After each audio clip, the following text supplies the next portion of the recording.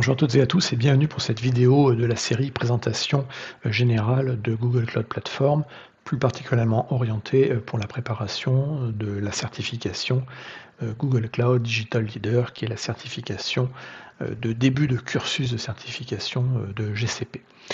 Dans cette vidéo, je vais m'attarder sur un des sujets à travailler pour la certification, qui est le Google Cloud Adoption Framework.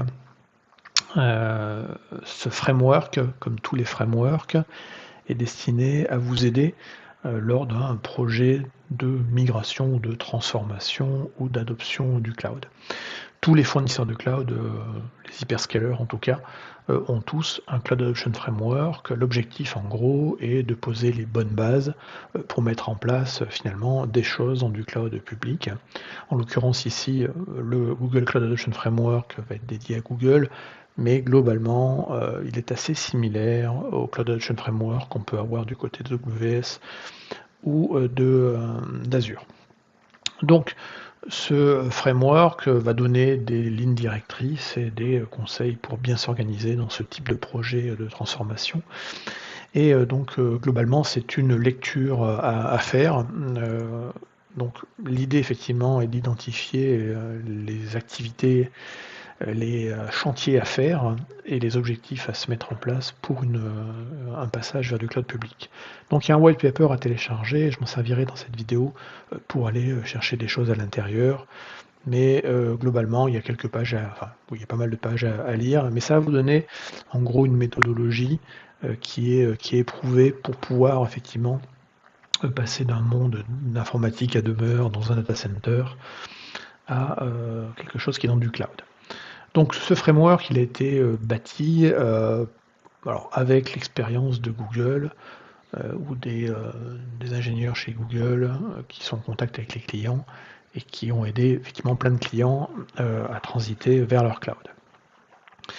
La première étape à faire, une fois qu'on a téléchargé, bien entendu lu ce premier document que je vous ai montré, dans un projet effectivement d'adoption du cloud, c'est déjà de faire un état de la maturité finalement de l'organisation qui va transiter d'un environnement à demeure vers un environnement dans du cloud public.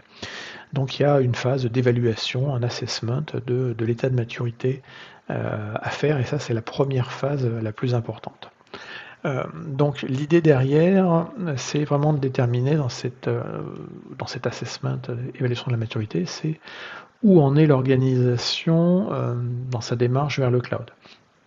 Globalement, quel est son niveau de compétence humaine, son niveau technologique, là encore de connaissance ou d'usage, son niveau d'automatisation, son niveau de contrôle, etc. Donc voilà, c'est vraiment l'idée, c'est de l'assessment, c'est de déterminer tout ça, ce qui va permettre après de faire finalement la liste des chantiers à mettre en place pour pouvoir faire une adoption vers le cloud qui se passe bien. Voilà. Donc, ce Cloud Maturity Assessment, en fait, va être un ensemble de questions. On va pouvoir le voir ici. Donc, il y a un outil qui s'appelle le Cloud Maturity Assessment Tool, qui globalement va consister en fait à remplir des questions, et puis ensuite on aura des choses. Donc, par exemple, ici, si on était sur une organisation non profit, on pourrait dire France. Et puis ensuite, on va donc remplir tout un ensemble de questions. Alors, on va mettre ici. Tac. Ça, c'est le lien si je veux après le partager avec d'autres. Et puis ensuite, eh bien, on va passer à un ensemble de questions et on va remplir toutes ces questions. Voilà. Donc, il y en a un certain nombre. Et donc, à l'issue de ce formulaire, eh bien, globalement, on va avoir un état de maturité, on va avoir un positionnement finalement dans la matrice dans ce qu'on appelle la Cloud Maturity Scale. Donc la Cloud Maturity Scale est une matrice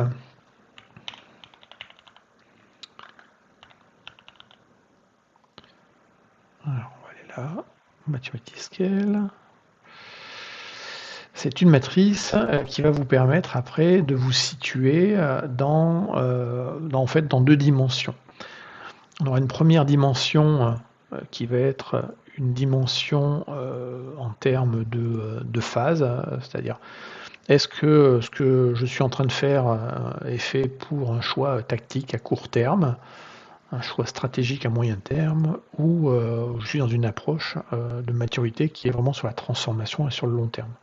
Donc tactiquement, on peut faire plein de choses, c'est-à-dire qu'à court terme, c'est facile de déplacer une machine, un système d'exploitation, une machine virtuelle, d'un environnement à demeure vers du cloud public. C'est pas pour autant en fait qu'on sera mature du point de vue des technologies du cloud public. Une logique de transformation serait peut-être de dire, et là ça sera plus sur le long terme parce que ça prendra plus de temps forcément, c'est de passer d'un environnement où on a des applications qui sont installées sur des serveurs et qui sont des monolithes, pour aller vers des applications qui sont distribuées, cloud native, containerisées, et qui utilisent des services managés de type PaaS. Voilà. Dans cette matrice, on va avoir également des thèmes. Donc 3 thèmes qui sont Learn, Lead, Scale et Secure. Et c'est ce qu'on va retrouver après, chaque fois qu'on sera dans ce framework. Alors j'essaie de retrouver le bon document. Voilà, c'était ça la matrice que je cherchais. Donc cette maturité, cette Cloud Maturity Scale, vous voyez qu'on va avoir une matrice avec ici effectivement les différentes phases, et on a les thèmes derrière. Donc plus on sera dans ici dans la matrice, plus finalement quelque part on sera super mature, et on sera vraiment sur le long terme, et il y aura moins de travaux. Si on est effectivement juste au début sur le tactique, bon, ça va être un peu plus de travail à faire. Voilà. Mais cette matrice en fait va vraiment permettre de positionner l'organisation et l'ensemble des chantiers qu'il y aura à mettre en place. Donc, comme je reprenais l'exemple de tout à l'heure, hein, si on passe dans une optique de transformation et de passer d'une application sur un système d'exploitation, une VM par exemple, en monolithe, à faire quelque chose après qui sera distribué, capable de scaler, etc., etc. Là, ça va prendre beaucoup plus de temps. Il y aura des chantiers effectivement à mettre en place, qui seront des chantiers de montée en compétences techniques, de mise en place de nouveaux process, de mise en place de nouveaux outils, etc., etc. Et probablement de changements dans l'organisation, peut-être une transformation d'un mode traditionnel à un mode DevOps. Donc c'est important de connaître cette Cloud Maturity Scale, qui est la matrice du Google Cloud Adoption Framework, et de bien retenir les 3 phases, tactique, stratégique ou transformationnelle, ainsi que les 4 thèmes qu'il y a derrière. Et donc ces 4 thèmes sont effectivement importants.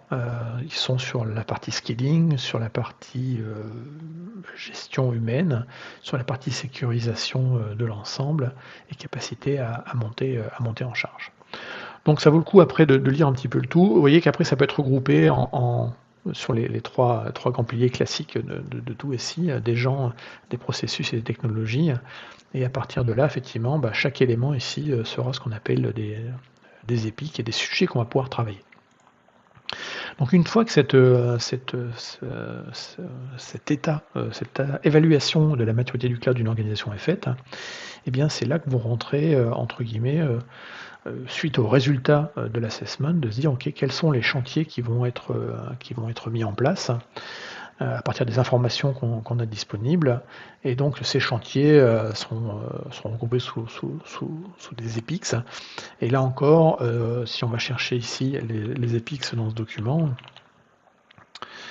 l'idée effectivement, donc c'est des workstreams, donc des chantiers basiquement à faire, et donc il y en a plein. Alors dans le document ils sont après listés. Alors on va aller voir un peu plus loin, je crois qu'il y en a, voilà.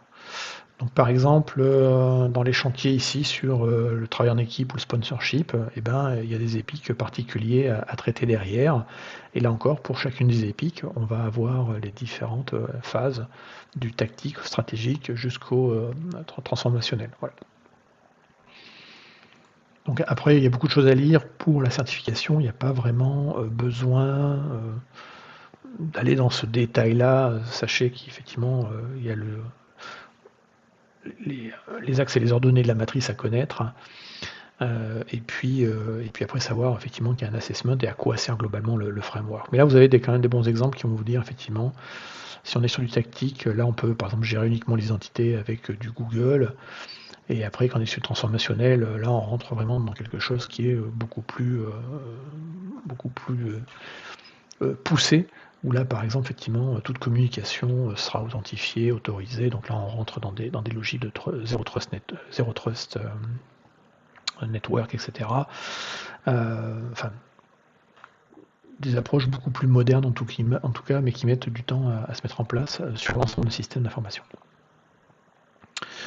Dernière chose à savoir sur le Google Cloud Adoption Framework, c'est que si vous avez un TAM, donc en gros si vous avez un support premium, eh bien le TAM est un humain qui peut vous aider, notamment dans l'usage de ce Cloud Adoption Framework et dans les différents chantiers qui vont vous permettre d'évoluer sur la plateforme.